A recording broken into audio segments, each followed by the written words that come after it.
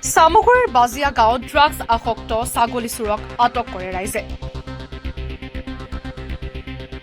চামগুৰিৰ বাজিয়া গাঁৱত ছাগলী চুৰি কৰিবলৈ আহি ৰাইজৰ ৰোষত গুলজাৰ হুছেইন।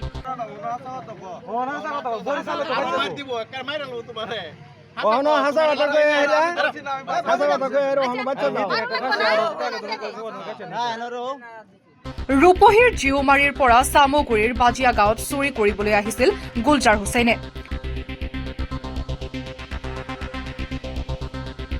ধৃত চোৰটোক ৰাইজে উত্তম মধ্যম সোধাই চামগুৰি আৰক্ষীক গতাই দিয়ে। পুনৰ জনাইছো এটা গুৰুত্বপূৰ্ণ খবৰ, চামগুৰিৰ বাজিয়া গাঁৱত ড্ৰাগছ আসক্ত ছাগলী চোৰক আটক কৰে ৰাইজে।